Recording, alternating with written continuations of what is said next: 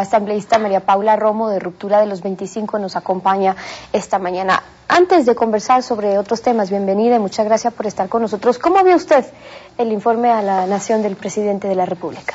Buenos días, muchas gracias a ustedes. Bueno, creo que en el informe a la Nación habría que separar el comentario o las observaciones en varias partes. Sorprendió que sean los ministros y no el presidente quienes hayan planteado los temas y que la energía del presidente haya estado alrededor, bueno, la energía, el tiempo, sus intervenciones, alrededor de los temas de libertad de expresión en un tono más bien de ataque contra la prensa, en lugar de plantear una reflexión de cómo sí trabajar sobre este tema, siendo un tema tan importante. ¿Cuál es el problema de que los ministros hayan hecho el informe, el tema de la rendición de cuentas y no el propio presidente? No creo que sea exactamente un problema, pero lo ideal sería que el presidente plantee el informe, los grandes objetivos nacionales, y que los ministros estén más dispuestos o disponibles a otro tipo de relación con la Asamblea, que sea también la de una Asamblea que pregunte y que interpele en el mejor sentido a los ministros. Ojalá esa fuera la relación, pero creo que esa fue... Para eso es que los ministros tienen que ir a comparecer a la Asamblea. Exactamente. Ahora, en esencia, la idea del informe a la Nación es presentar también el Plan Nacional de Desarrollo al país. Creo que en esas son ambas de las obligaciones que plantea la Constitución. Primero, ¿qué se ha hecho en el periodo que se cumple? Y luego, ¿cuáles son los objetivos que se plantean hacia futuro? Y creo que solo algunos ministros lo hicieron. El presidente no lo hizo. El presidente no planteó cuáles eran las metas o cuáles eran los grandes objetivos nacionales para los próximos meses. Lo hizo la ministra Janet Sánchez, planteó 2 o 3 objetivos específicos en el área de protección social. Lo hizo el vicepresidente Moreno, que además se refirió no solo a los montos de la inversión, sino también a los resultados alcanzados, y creo que fueron algunas de las intervenciones más celebradas o mejor recibidas por quienes estuvimos en el informe de la Nación. Caso contrario fue, a mi personal opinión, el del ministro Homero Arellano, el ministro de Seguridad. Creo, lo repito, es mi opinión personal, creo que se quedó corto frente a su exposición en la Asamblea. Dijo, en el gobierno se ha marcado un antes y un después en el tema de seguridad, siendo un problema tan grave y tan sensible para el país. Yo al menos esperaba que el ministro nos diga, estos son los problemas que enfrentamos, este es el gran desafío que tenemos que encarar en los próximos meses, y en ese caso, por ejemplo, creo que la ausencia de la propuesta y la ausencia de plantear los desafíos, incluso de asumir el problema, creo que quedó debiendo en temas parte. Sobre todo de seguridad, que son tan importantes. Como usted bien decía, por lo menos la primera parte, el presidente dedicó unos 30 minutos a hablar o a atacar más bien a la prensa, y cuando se refería también al tema de los medios de comunicación, él dice que está de acuerdo en despenalizar el desacato, que eso consta en el nuevo Código Penal, pero que sí está de acuerdo o que se abre el debate sobre la sanción por la vía penal a los delitos de injuria, cuando los organismos internacionales han sido muy claros en ese sentido, el sancionar con cárcel, es decir, por la vía penal, este tipo de delitos contradice los estándares internacionales en temas de derechos humanos. ¿Cómo mira usted esa propuesta que hace el presidente para que se abra el debate en torno a eso, es decir, cárcel por injuria? En ambas cosas hay que tomarle la palabra. En realidad lo correcto, lo que manda la Corte Interamericana de Derechos Humanos es despenalizar no solamente el desacato, sino también las injurias. Y sobre todo injuria calumniosa grave, que es lo que dijo el presidente. Pero en ambos casos lo que se plantea es que las sanciones sean civiles y no penales.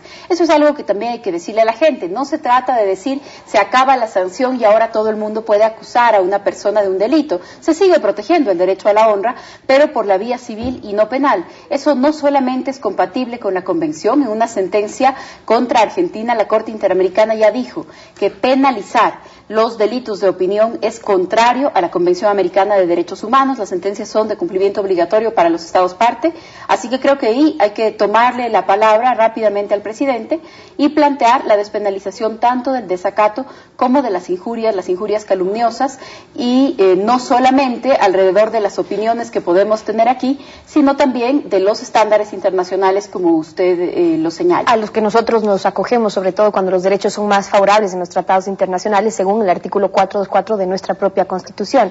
Ahora, en cuanto a la Asamblea, para hoy está convocada la sesión del Pleno para poder elegir a los 2 vicepresidentes. ¿Usted qué candidatura apoyará? Bueno, nosotros lo hicimos en la sesión hace una semana ya. Planteamos que no apoyaríamos ninguno de los candidatos propuestos por el Movimiento País, nos mantenemos en esa línea, no apoyaremos ninguno de los candidatos que el Movimiento País planteará para las elecciones en esta tarde y noche. Si se vuelve a plantear la candidatura de Betty Amores, por cuya candidatura personalmente, individualmente, la de ella votamos, volveremos a apoyar esa candidatura. Señalo tanto que se trata de su candidatura individual porque también hemos sido absolutamente claros en que no somos parte del acuerdo, entre comillas, de la oposición. Ahí hay varias candidaturas con las que no estamos de acuerdo y cuando uno hace parte de una coalición tiene que estar dispuesto a votar por todas. ¿En cuál no estaban de acuerdo? ¿En César Rodríguez? No César Rodríguez, tampoco votamos por Leandro Cadena.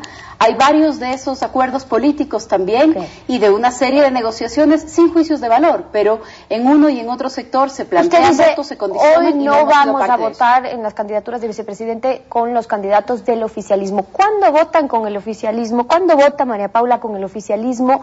¿Y cuándo no? Recordemos que el voto en blanco de María Paula Romo favoreció a la designación de Tania Arias como representante de la Asamblea ante el Consejo Transitorio de la Judicatura. Fue su voto quien finalmente viabilizó también ese proyecto. Vamos a votar con el oficialismo cuando estemos de acuerdo con los temas que se están planteando y eso no significa que estemos revisando nuestra relación con el Movimiento País en términos de dar un paso atrás respecto de la separación de la ruptura. De hecho, nuestro proceso de inscripción y de consolidación avanza con paso firme. ¿Por qué favoreció entonces con su voto en blanco el delegado de País para la comisión? Enseguida le contesto. Y en algunas ocasiones también vamos a coincidir con la votación que tenga la oposición.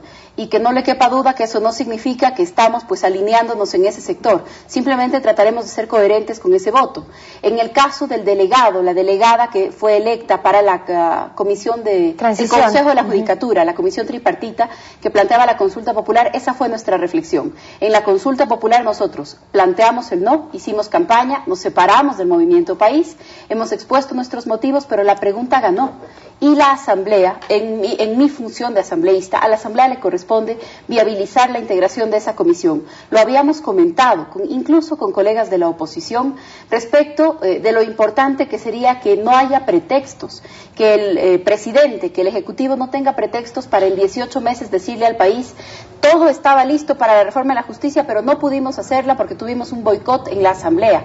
O yo no puedo asumir, que podría ser una eventual excusa del Ejecutivo, no puedo asumir la total responsabilidad como Ejecutivo, como movimiento político, porque la oposición participó en esto. Esa fue nuestra posición, viabilizar no solamente la integración del Consejo de la Judicatura Transitorio que planteaba la consulta, sino también hacer que el Ejecutivo asuma la total responsabilidad de lo que suceda en 18 meses. Yo le preguntaba porque es bueno que hayan posiciones claras, ideologías claras también dentro de la Asamblea, porque lo que hemos visto en los últimos días en la designación de autoridades es que a la final se están encaminando hacia una u otra candidatura según los favores a los que responden, acuerdos de último minuto o a los pactos que se logran dar también a última hora o esos inesperados. Falta las propuestas como tal, qué está proponiendo un candidato y qué propone el otro, y falta ideología también. Entonces, por eso yo le pregunto a ustedes, ¿con qué grupos se están identificando o con qué ideologías se están identificando cuando ya hay grupos de izquierda, por ejemplo, que han formado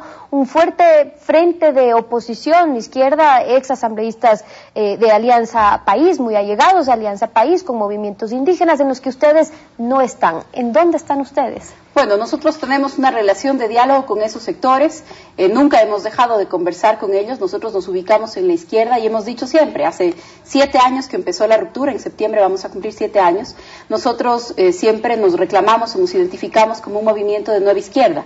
Eso significa reivindicar las luchas clásicas de la izquierda, pero también marcar algunas distancias con las posiciones más ortodoxas, respecto en particular de las libertades individuales, de los temas de democracia y de algunas de las lecturas del mundo contemporáneo. ¿Por qué no se unieron con ellos, con el grupo de Alberto Acosta, los movimientos indígenas, algunos grupos sociales? Mire, tampoco nos sentimos plenamente identificados o 100% identificados con esas propuestas. De ser así, nos habríamos afiliado al MPD, al Pachacutic. Nosotros creemos que hay que construir otras alternativas dispuestas a plantearse diálogos, por supuesto. Tenemos varias coincidencias también con el proyecto político planteado en la Constitución de Montecristi. Creo que hay varios temas ahí en en los que seguiremos coincidiendo, otros en los que nuevamente, le repito, creemos, identificamos problemas, errores, grandes distorsiones en la actuación del gobierno y seremos cada vez más dentro de ese contexto, ¿en dónde se podrían ubicar? Me refiero a que se viene un año también ya electoral, de campaña, en el que ya se van marcando algunas posiciones y donde el Consejo Nacional Electoral dice, bueno, partidos aquí inscritos podrían ser Sociedad Patriótica, MPD y Alianza País 3. ¿Y ustedes dónde van a quedar? El PRE también está inscrito y entiendo que Sociedad Patriótica aún no ha terminado su proceso, pero nosotros esperamos estar inscritos con todas las formalidades en el Consejo Nacional Electoral antes de que termine el año. Estamos casi en el 80 o 90% de las firmas de apoyo necesarias para registrarnos en el Consejo Nacional Electoral como movimiento político nacional. En cuanto a los temas en los que usted dice, en algunos vamos a coincidir con el movimiento oficialista, en otros vamos a coincidir con la oposición. Con el oficialismo hay una posición, digamos, frontal del presidente en cuanto al trabajo también que usted hizo en la Asamblea Constituyente. Recientemente se refirió a usted en las siguientes declaraciones. Escuchemos. Los problemas de la Constitución, mira la Asamblea Constituyente, los excesos, los problemas de seguridad, excesivo garantismo. ¿Quiénes estaban ahí? Los Alberto Acosta, asesorados ¿por quién? Por Acción Ecológica de una María Paula Romo, con su exceso de garantismo. Jamás ha litigado María Paula, pero ponía cada rato otra instancia, una serie de garantías que solo valen en el papel, en la realidad eso no funciona, por amor de Dios. Por eso tuvimos que llamar a consulta popular. ¿Qué pasa con esa diferencia en posturas? Yo en la Asamblea Constituyente estuve en la Mesa de Legislación y Fiscalización, en la Comisión de Justicia, la Comisión recibió un fuerte asesoramiento del propio Ministerio de Justicia y del ahora presidente de la República, el ministro Gustavo Yalc, era ministro de Justicia en esa época. Hay varios temas del Estado constitucional de derecho con los que por supuesto estoy de acuerdo, pero si se hace una cuidadosa revisión, por ejemplo, de las reformas procesales penales, se verá que han sido propuestas casi todas por el Ejecutivo. En una de las reformas, el Ejecutivo asumió el 100% de la propuesta del fiscal general del Estado. No he sido yo la que ha propuesto las reformas procesales penales, se necesita tener una visión global. Eso no significa que yo no he litigado y el presidente Correa sí, porque estoy segura que he litigado más que el presidente Correa, que es economista. Pero no han sido de mi responsabilidad las propuestas. Lo que sí le puedo decir es que yo he estado siempre dispuesta a responder, a explicar y a jamás evadir la responsabilidad de las decisiones que hemos tomado, y digo hemos conjuntamente con el Movimiento País, porque usted sabe que un voto en la Asamblea no significa absolutamente nada cuando uno requiere mayoría para aprobar cualquier... Para cerrar, María Paula, es importante conocer cuál es su impresión sobre el rumbo que va a tomar la Asamblea, porque eso es importante que debatamos. Pasaron en Alianza País, de una aplanadora de Montecristi donde aprobaban todo lo que querían con más de 80 votos, a las mayorías móviles y estos acuerdos coyunturales de última hora que ya se están viendo otra vez en la Asamblea. Dentro de ese panorama, ¿qué le espera al legislativo? Bueno, creo que lo que hemos visto en las últimas semanas ha sido un Movimiento País que va a tener más dificultades en obtener una mayoría para aprobar cualquier iniciativa.